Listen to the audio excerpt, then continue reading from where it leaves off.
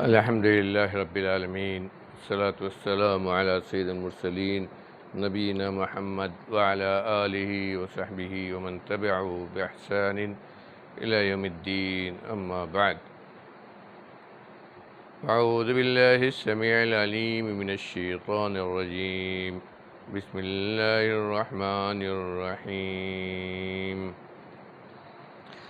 वनुफ़िख़ फ़िस्सूरि फ़सइक़ मन फ़िस्समावाति व मन फ़िल-अर्दि इल्ला मन शाअ अल्लाह सुम्म नुफ़िख़ फ़ीहि उख़रा फ़इज़ा हुम क़ियामुन यंज़ुरून वअशरक़तिल अर्दु बिनूरि रब्बिहा ववुदिअल किताबु वजीअ बिन्नबिय्यीन वश्शुहदा वक़ुदिय बैनहुम बिलहक़्क़ि वहुम ला युज़्लमून वउफ़्फ़ियत कुल्लु नफ़्सिम मा अमिलत वहुव अअलमु बिमा यफ़अलून।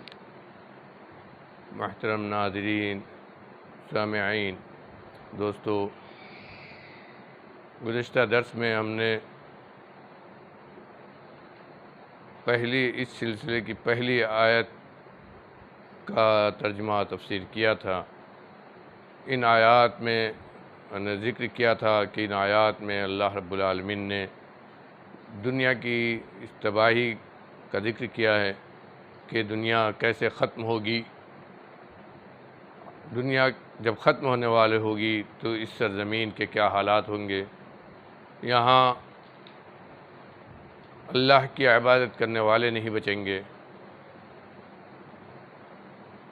पूरी दुनिया शिर्क से भरी होगी, लेकिन उनकी रोज़ी बड़ी कुशादा होगी, बड़ी ऐश आराम की ज़िंदगी गुजार रहे होंगे, अल्लाह को भूल गए होंगे।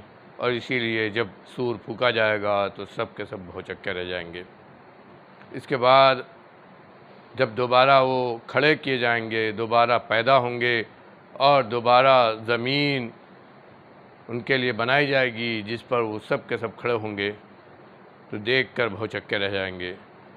अगली आयत में अल्लाह रब्बुल आलमीन ने उसी को ज़िक्र किया है। फरमाया वअशरक़तिल अर्दु बिनूरि रब्बिहा, और अब जो ज़मीन होगी वो अपने रब के नूर से चमक रही होगी।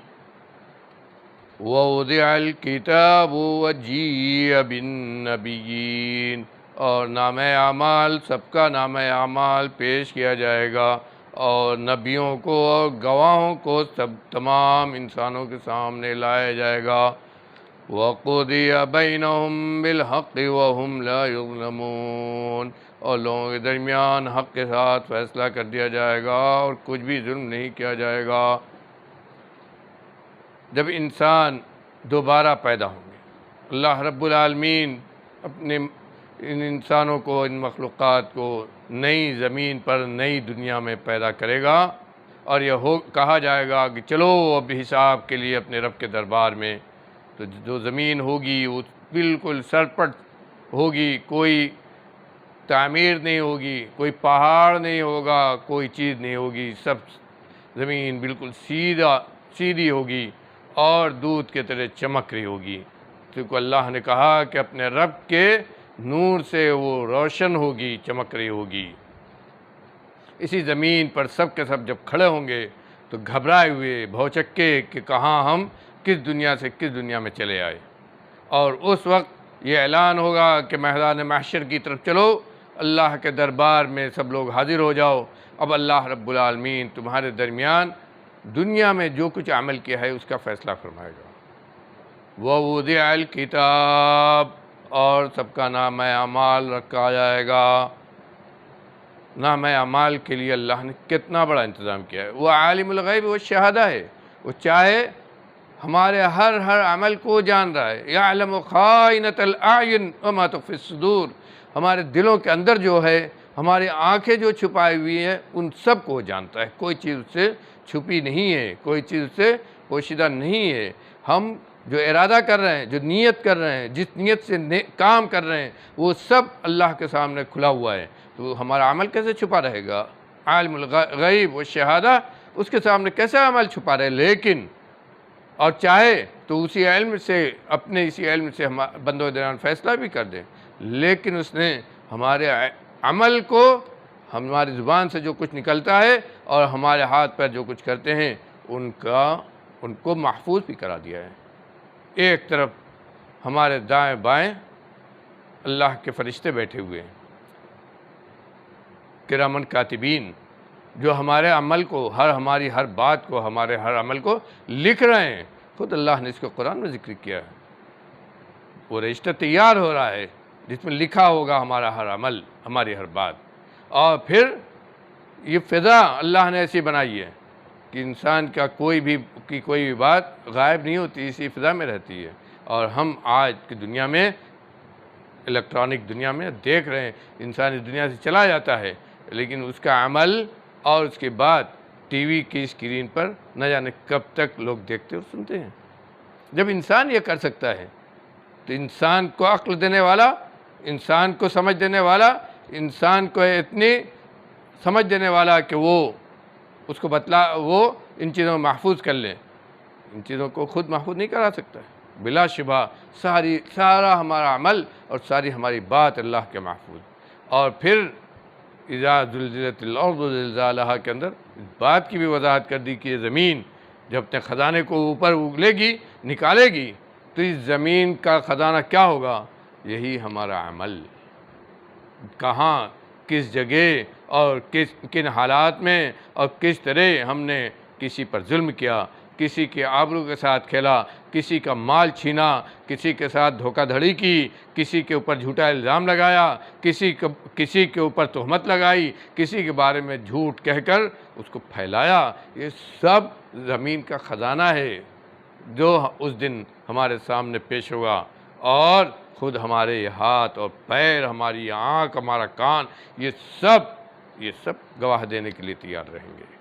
लाने का वूदी अल किताब, और नामा अमाल रख दिया जाएगा खोल कर, और ये नामा अमाल वो होगा जो किसी के हाथ में मिलेगा, किसी के दाएं हाथ में मिलेगा और फिर किसी के बाएं हाथ में मिलेगा। और कहा जाएगा इक़रा किताबक कफ़ा बिनफ़्सिकल यौमा हसीबा, कि अपना नामा अमाल खुद पढ़ लो और इसी के हिसाब से अपना खुद हिसाब कर लो। और फिर इसी पर बस अल्लाह ताला नहीं करेगा, वजीअ बिन्नबिय्यीन वश्शुहदा, और नबियों को और गवाहों को भी अल्लाह ताला पेश कर देगा जो हमारे अमाल की गवाही देंगे। नबी अपने उम्मत के सिलसिले में गवाह होंगे, नबी अपने उम्मत के सिलसिले में गवाह होंगे। अल्लाह के सामने नबियों से अल्लाह ताला कहेगा कि बतलाओ हमने जो पैगाम तुमको दिया था, हमने जो तुमसे अपने दीन को पहुँचाने को कहा था, तो क्या तुमने पहुँचा दिया था? गवाही देंगे कि हाँ हमने पहुँचा दिया, और पहुँचाने के बाद इनसे हमने गवाही ले ली थी। और इसी तरह अल्लाह ताला नेकोकारों में से जो गवाह बना रहा है, जो उलमा को गवाह बना रहा है, ये गवाह भी अल्लाह के यहाँ हाजिर होंगे, ये भी गवाही देंगे। अल्लाह के यहाँ पूरी गवाही के साथ हमारा नाम अमाल सामने आएगा, और इसी नाम अमाल पर हमारे लिए जन्नत होगी या जहन्नम होगी। फ़रीक़ुन फ़िल जन्नह व फ़रीक़ुन फ़िस सईर। इसीलिए अल्लाह ने कहा, क्या कहा? वक़ुदिय बैनहुम बिल हक़्क़ि व हुम ला युज़लमून। और जब सारी चीज़ें खुली हुई सामने रख दी जाएंगी तो कहा जाएगा कि इसी के ज़रिए सब लोग फ़ैसला कर लो। तो लोगों के दरमियान हक़ के साथ फ़ैसला होगा और किसी पर जुल्म नहीं होगा। अल्लाह ने कुरान में भी जगह जगह कहा है कि हम राई के दाने के बराबर भी जुल्म करने वाले नहीं हैं। सबसे कहा जाएगा लो ये तुम्हारा अमल है, इससे तुम अपना खुद फ़ैसला कर लो। वउफ़ियत कुल्लु नफ़्सिम मा अमिलत व हुवा अअलमु बिमा यफ़अलून। और जिस इंसान ने इस दुनिया में जो भी कमाई की है, जो भी अमल किया है, जो भी अच्छा या बुरा किया है, उसका उसे पूरा पूरा बदला दे दिया जाएगा। व हुवा अअलमु बिमा यफ़अलून। क्यों? इसलिए कि अल्लाह रब्बुल आलमीन इंसानों के अमाल को सबसे ज़्यादा जानता है। वो सबसे बड़ा आलिम है, सबसे बड़ा जानकार है, उससे कोई चीज़ पोशीदा नहीं है। इंसान जो कुछ इस दुनिया में कर रहा है, इसको वो सबसे ज़्यादा जानता है, इसलिए उसका जो फ़ैसला होगा वो हक़ पर होगा, और बराबरी के साथ सबको उसके अमल का बदला मिल जाएगा। हमें इसकी तैयारी करना मेरे भाइयों। अशर ज़िलहिज्जा शुरू हो चुका है। ये 10 दिन हमारे लिए नेकी कमाने के हैं। ये 10 दिन हमारे लिए ये इस दुनिया इस साल के ये 10 दिन सबसे बेहतर हमारे लिए कहे गए हैं। बेहतर का मतलब क्या होता है मेरे भाइयों? इंसान को अगर कोई सबसे अच्छी चीज़ दी जाए तो वही लेगा। अगर उससे कहा जाए कि ये सबसे अच्छा है, ये उससे थोड़ा कम दर्जे का है, तो वो कहेगा कि सबसे अच्छा मैं दूँ। तो ये सबसे अच्छा दिन अल्लाह ने हमें फिर दिया है, 10 दिन। इसमें आप जितनी ज़्यादा नेकी कमाएंगे, वही आपको जन्नत में ले जाने वाले होंगे, वही आपको अल्लाह से करीब करने वाले होंगे। इन 10 दिनों में जितना आप कमा सकते हैं, कुरान पढ़कर, नफ़िल नमाज़ें पढ़कर, फ़राइज़ की पाबंदी करके, सदका व खैरात करके, तकबीर व तहलील करके, मेरे भाइयों इस मौके को गनीमत जानिए। मालूम नहीं अगले साल फिर ये 10 दिन हमको मिलेंगे नहीं मिलेंगे। अल्लाह ताला कहने सुनने से अमल करने की तौफ़ीक़ ख़ज़ानी फ़रमाए। व मा अलैना इल्ला